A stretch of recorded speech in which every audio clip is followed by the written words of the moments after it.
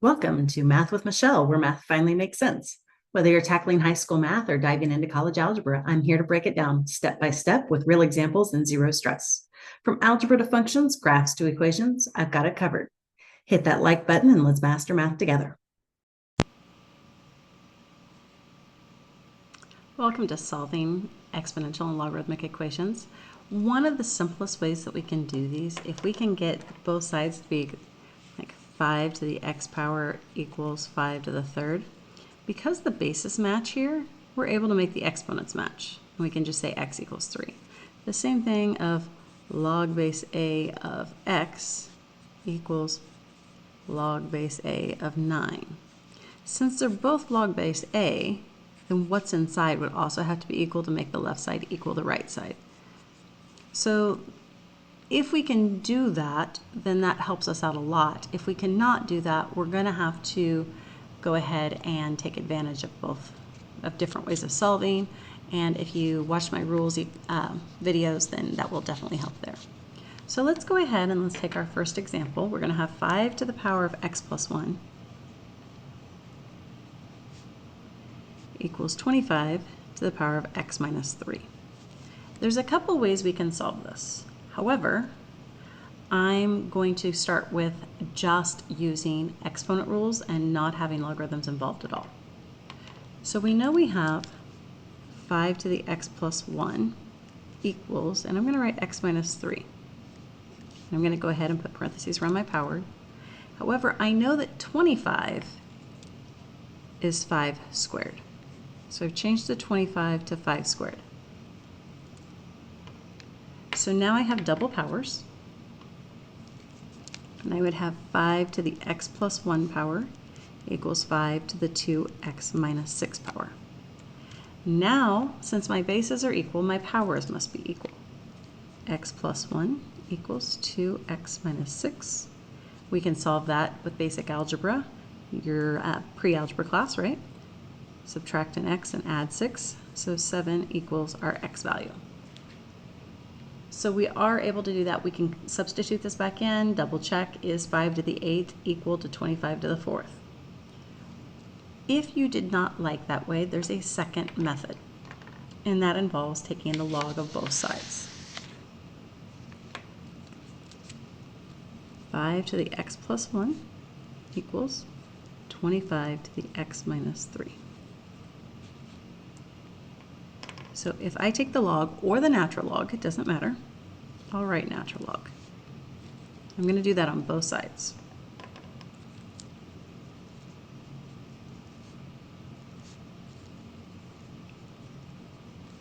Now we can move our exponents in front by using our power rule. It's very important. We put parentheses around it. And that 5 is stuck inside the natural log.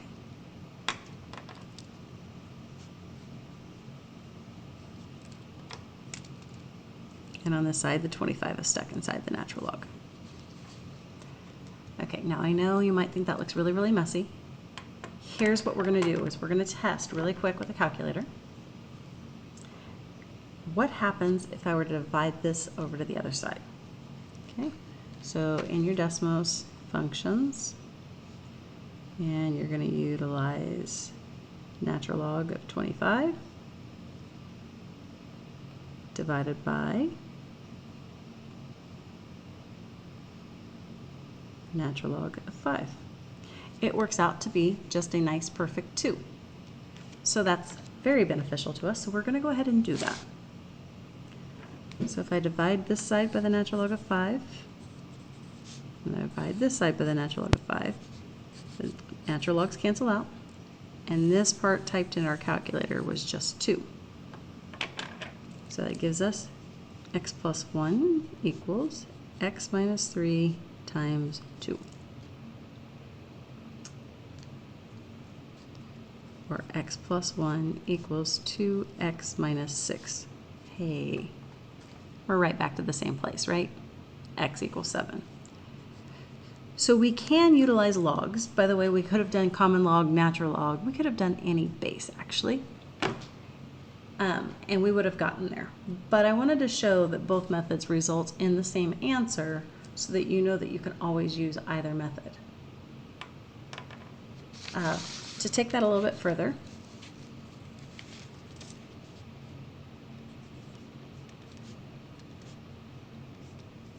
some of you might have struggled in the beginning to rewrite this in format where it was a logarithm format. However, if I take the log of both sides,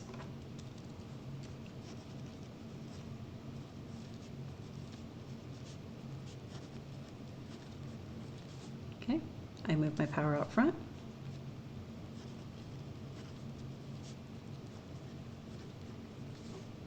and then I isolate x by dividing.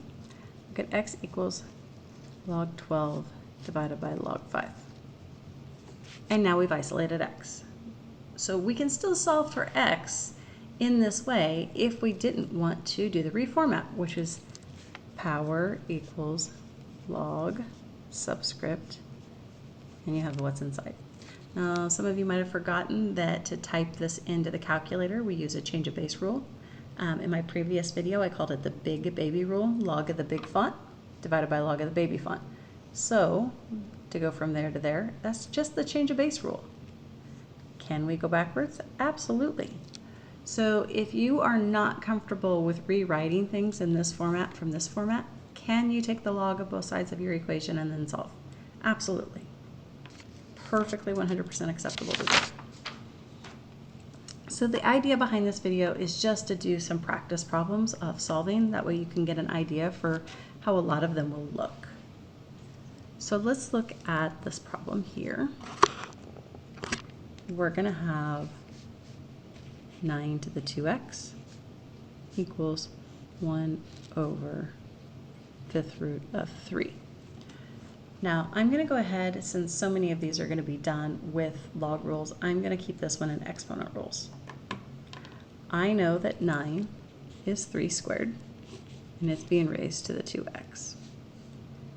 I know that radicals can be rewritten with exponents, so the 5th root is the 1/5 power. Double powers I multiply, so I have 3 to the 4x, and I can rewrite this as 3 to the negative 1/5. Because when you bring a power up, that's kind of our negative exponent rules. So now they both have a base of 3. Since their bases are the same, their exponents have to be the same. So 4x equals negative 1/5. Divide by 4, we get negative 1 over 20.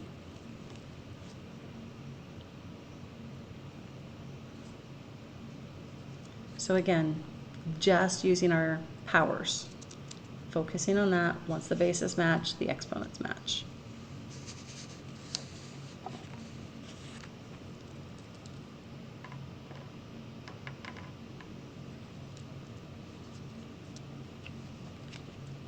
E to the second times e to the x equals e to the 6th divided by e to the x.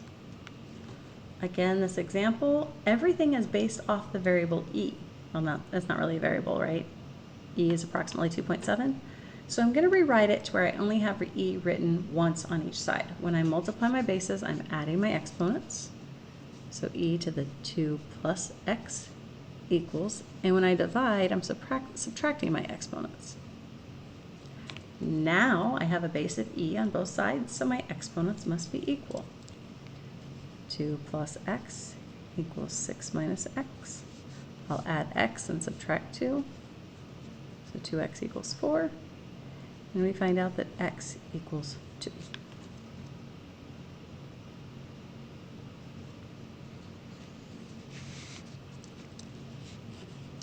It works similar with logarithms.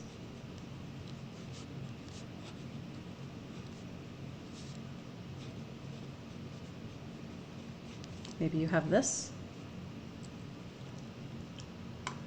So we're going to go ahead and say, okay, log base 3, what's inside has to be equal.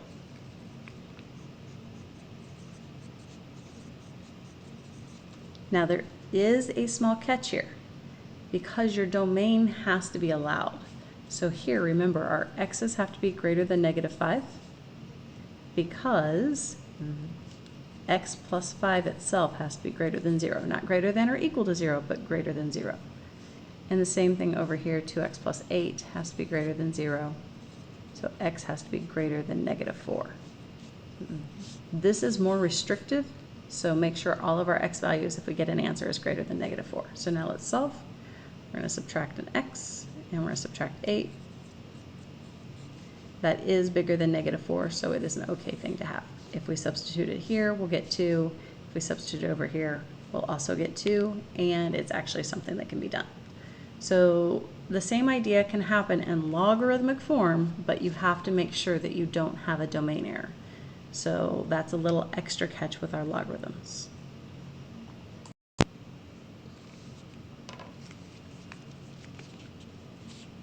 To the x equals 30. Now we've talked about these when we talked about reformatting, but again, I want to make sure that we identify it from here. So we know 3 to the third power is 27. And we know 3 to the fourth power is 81. Since 30 is between 27 and 81, our power is going to be between 3 and 4. Probably closer to 3 because 30 is closer to 27. So I could reformat it, but I'm just going to go ahead and use the reformatting rule, or the log both sides rule. So log base 3 of x, or power of x, equals log of 30. Now sometimes you won't see them put parentheses around things. If they don't, assume there's parentheses until you get to a plus sign.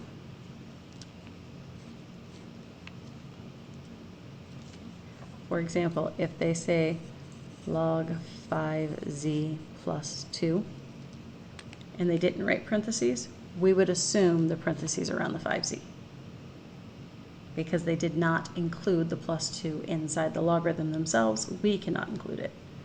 So sometimes some textbooks are not as clear as others on where the parentheses are. Okay, now that I've redone that, power rule says I can move my exponent out front.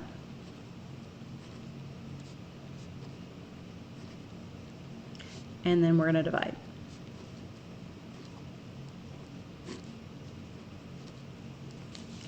If you have a textbook that says give exact values, you must stop here. You're done.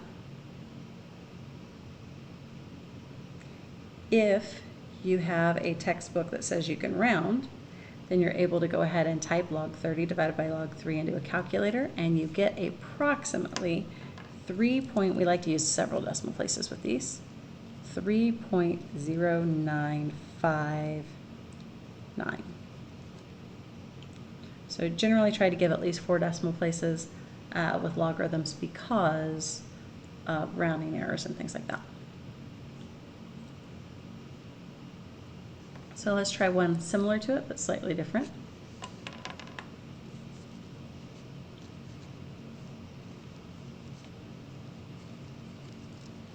Okay, I could take a log at this my first step, but if I just go ahead and log both sides of my first step, I would have log 5 times e to the 2x equals log of 60. And I'd have to do log of 5 plus log of e to the 2x equals log of 60. So log of 5 plus 2x log of e, blah, blah, blah. Not fun. Okay. The other thing is why am I using common log? Okay, I'm not going to use common log because I know the natural log of e equals 1. So we're also going to use natural log this time instead of common log, just because it makes our life easier. But so that I don't have to expand, the first thing I'm going to do is I'm going to get rid of the 5. I'm going to go e to the 2x equals 12. And I could do common log to both sides, but instead I'm going to natural log it. I'll move my power out front. 2x times the natural log of e equals the natural log of 12. And I just reminded you that the natural log of e is 1. One of the reasons is they cancel each other out. Another way to think of it is they're on the same calculator key normally, right? So it's kind of like an x squared and a square root, cancels each other out. Yeah. So we have 2x times 1 equals the natural log of 12. So x is going to equal the natural log of 12 divided by 2. Now, some of you might try to change that 12, okay? This is not equal to the natural log of 6. This is the same thing as saying, and I wouldn't write all this, but 1/2 times the natural log of 12, which 1/2 could be a power, so we could put it back up. Natural log of 12 to the 1/2 power, and the 1/2 power is a radical. So these are equal. It's not 6. There's no 6 here. It's actually a 1/2 power. So make sure that you understand that what's inside your logarithm and what's outside your logarithm doesn't just cancel. Now, can we go ahead and find that? Absolutely. And I'm going to go ahead and prove to you that both of those are equivalent. So we have the natural log of 12, and we'll divide that by 2. And I'm getting approximately 1.24. And if I look at, I have to scroll again, the natural log, and it very much indeed is the exact same value. So make sure you understand when you can actually divide versus when you can't.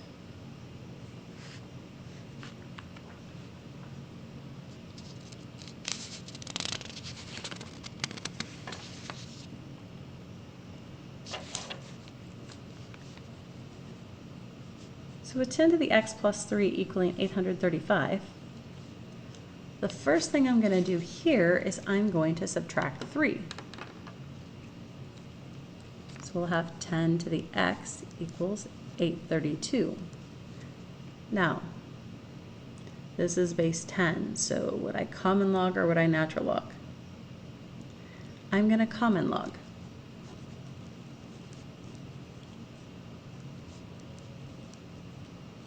I forgot to write log. Move my power out front.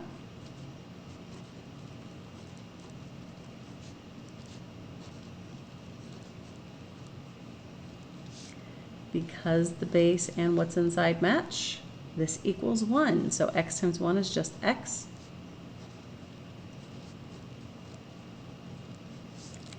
And again, that's the exact answer. You could type it into a calculator and get a decimal approximation.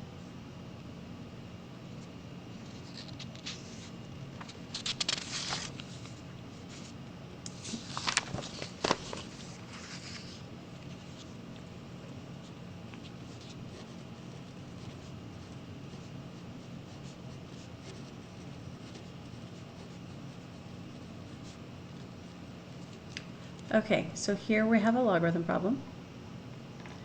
Because x is starting out inside a logarithm, we have to make sure we double check our domain. This says x has to be greater than 0. This says x plus 7 has to be greater than 0, which means x has to be greater than -7. This one is more restrictive, so that's the one we're going with. You have to make them both happy, so anything greater than 0 makes them both happy. From this point, I cannot solve this because I have two separate logarithms. So I'm going to write it as a single log. Since that's a plus, I'm going to put it together by multiplying what's inside, so x squared plus 7x. Now, right here, we are in log format, so we need to reformat it. We have our base to our power equals what's inside. But I find some students forget that, and they have struggled with that. So I've come up with just kind of a way of thinking about it. Because the base is 2, we're going to 2 power both sides. That way, this cancels out. And we wind up with x squared plus 7x equals 2 to the third power. Is that the same thing I wrote in blue? Absolutely. And what is 2 to the third power? It's 8. It's quadratic, so we must equal 0. x squared plus 7x minus 8 equals 0. I'm going to solve this by factoring. You can quadratic formula. So we have x plus 8 times x minus 1. And we get two solutions, x equals negative 8 or x equals positive 1. But because of our original problem, we said we can only use numbers greater than 0 to stay away from domain errors. So negative 8 is extraneous. The solution is x equals 1. Can you have no solution? Yes. Can you have more than one solution? Absolutely. Can x be negative? Yes, x could be negative, but what's inside the logarithm cannot be negative.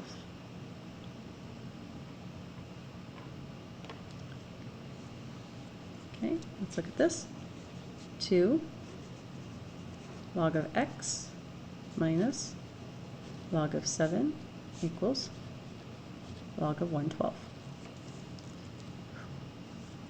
How would you like to do this? There's a few ways. We could add the log 7 to the other side. We could just go ahead and condense the left side. The point is it's not going to matter, as the math's going to be the same. So I'm going to do it in two ways. So I'll keep it like it is. I'll move the squared back up, log x squared minus log 7. So this would be log x squared over 7 when I condense it. And then we can cancel the logs by 10 powering both sides, basically. So x squared divided by 7 equals 112.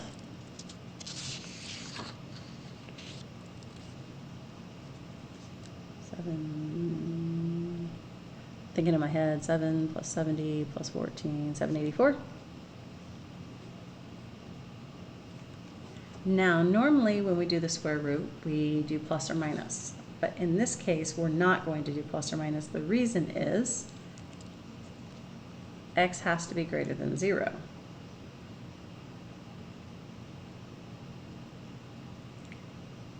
So let's check to see if that has a perfect square root, and it does.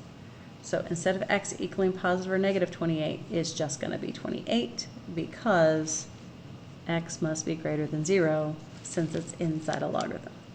So what if I did it a different way? What if I added the log 7 to the other side first?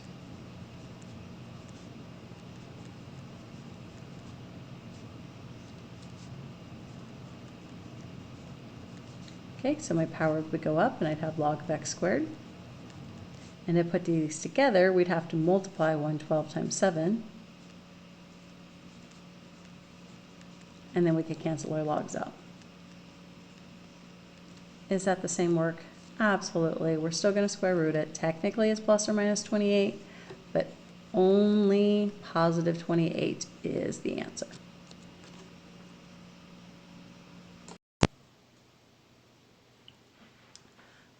We're back here to another exponential problem, and I saved this one towards the end because I think these are the hardest kind possible.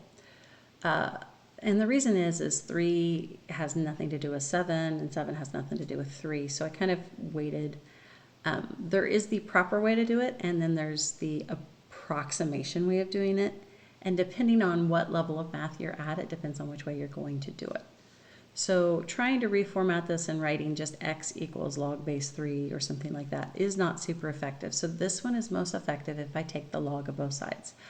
Again, I don't care whether you do the log of both sides or the natural log of both sides, you're going to get to the same answer.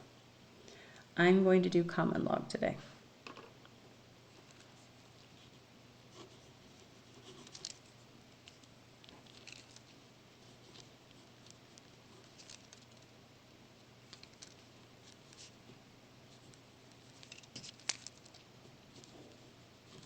Okay, so I've done the log of both sides.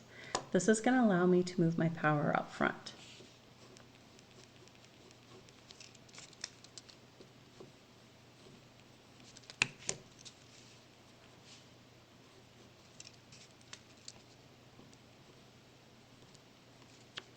Okay, if you were to grab a calculator and you were to type log of 3 and log of 7 in respectively, you would find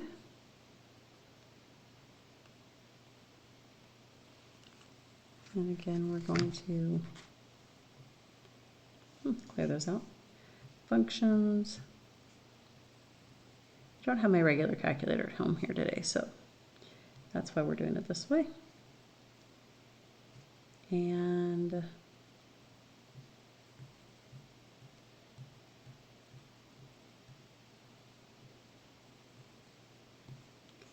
okay, so you'll notice that log of 7 and log of 3 are both between 0 and 1. So when I write these down, I'm going to use at least 3 decimal places. In this case, I could probably, 4 is better, but for this example, I'm just going to use 3. And 0.477 is the log of 3. Now, why did I write that down? Well, I will flat out tell you, if I do one little thing to this problem, you're going to look at it and go, oh, well, I can do that. In its current form, you might be going, I don't know what to do next. So I'm going to change this to log of 3 being multiplied by x plus 1 equals log of 7 being multiplied by x. So all I did was I take this here statement and I commuted it. Now log of 3 is just a decimal, 0.477 x plus 1. Log of 7 is just a decimal, 0.845. Oh my goodness, it just went from some complicated looking problem to something that, while it has some decimals in it, they might be a little bit annoying. We can do that. You've been doing that for a long time. So the first thing we're going to do is we're going to distribute our decimal.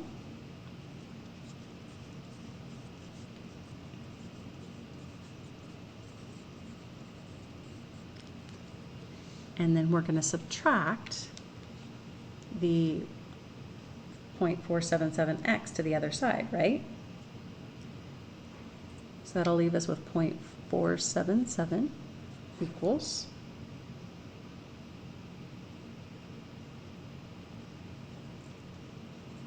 0.368x. And then we divide.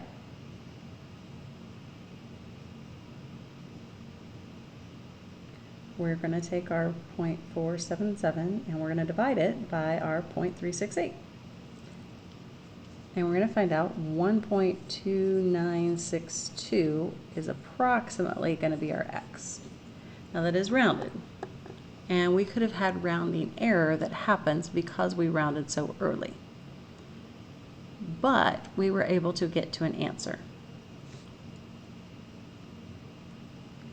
So if I come in here and I type in 3 power, parentheses of x plus 1, and then I come down here and do 7 power of x. And it looks like they're crossing around 1.2. That looks like they put the dot there. It does look like it's 1.9661. So we have 1.2962. Not super far off. We got pretty close. But let's see if we can't find a little more exact answer if, say, you're in a class where the teacher says exact values are necessary. So all we did is we took this decimal and we distributed it through, right? We just did it as a decimal. So why can't I do it in full log form? Okay. So we'll have log of 3 being multiplied by x. Now remember, log of 3 is a coefficient. Plus log of 3. Remember, because log of 3 was that decimal. This is the same thing, I just have it written log 3.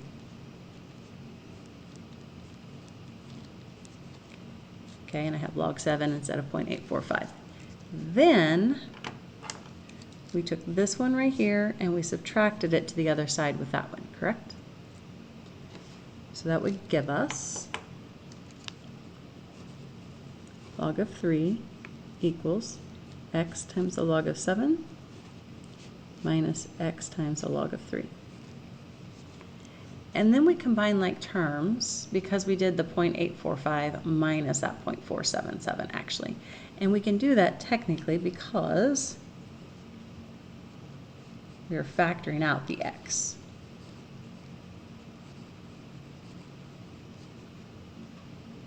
So remember 0.368 was because we took this decimal minus this decimal. And then for our last step we divided. So log of 3 divided by log of 7 minus log of 3 equals our x value. Now this is an exact value. Okay. This is rounded because there's only so many decimal places. This technically has infinite decimal places. So let's check out how we did. We are going to go ahead and we are going to type this into the calculator to get the whole thing. So if you're working in decimals, I like to hit the division sign first. Functions all the way down. If you're on a computer, copy paste is great, or you can actually just type log. Those my parentheses, and on the denominator, switch, there we go.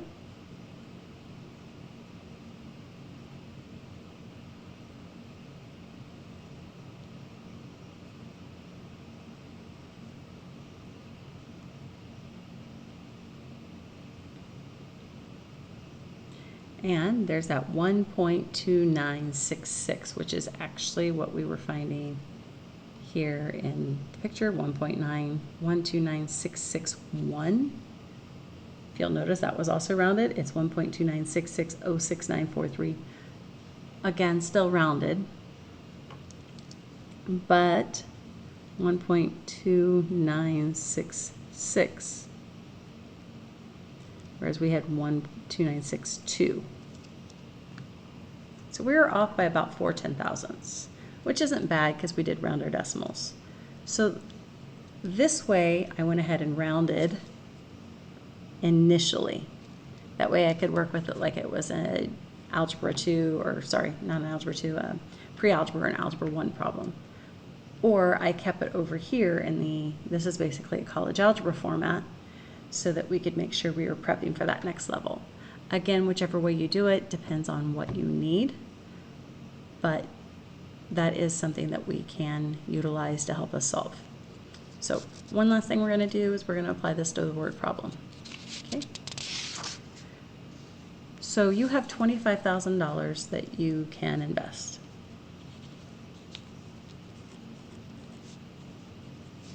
You are going to get 9% compounded quarterly.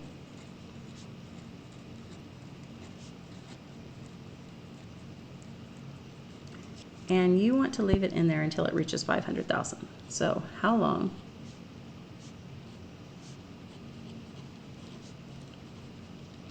Until this grows to $500,000. So because they didn't say continuously, we have to pick a formula off the formula sheet. We talked about these the other day. So we have two choices.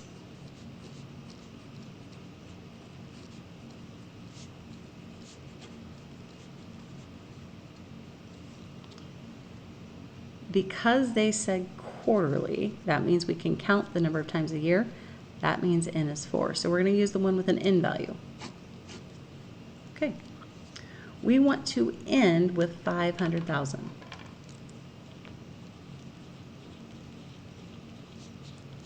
We have 25,000. 1 plus our interest rate is a decimal divided by n to the nt.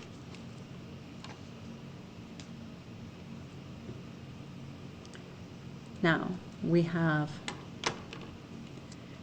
of have parentheses. Exponents, we have multiplying.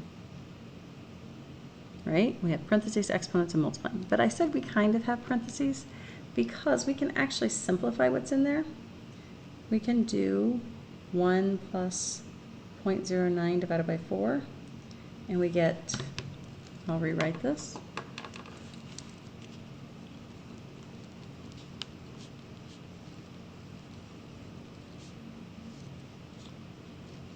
1.0225.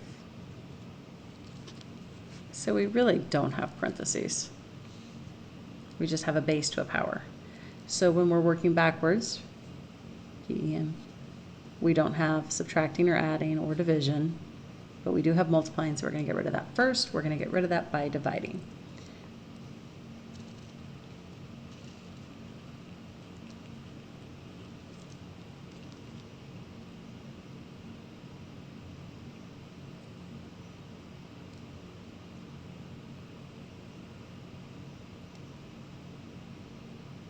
$500 divided by 25 is 20.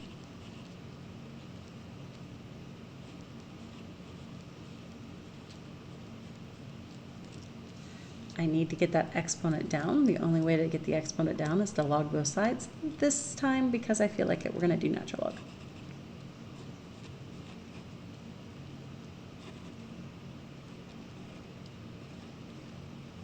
And instead of writing my 4t as a power, I'm going to go ahead and move it out front.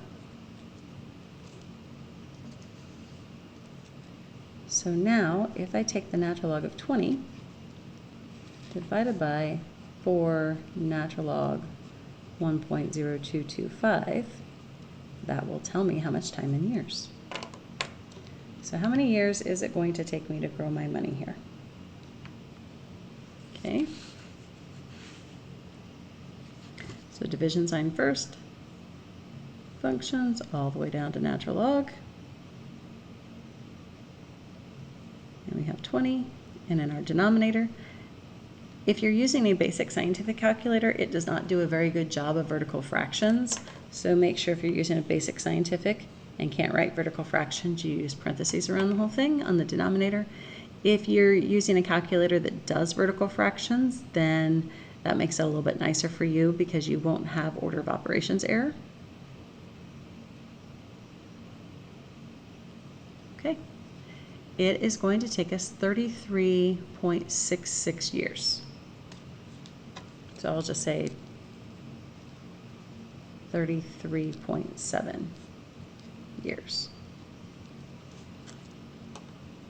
So if you have $25,000 to invest whenever you graduate high school, maybe you got it in gifts for graduation or something, or your student loans, if you leave it in there for 34 years, then you'll have $500,000.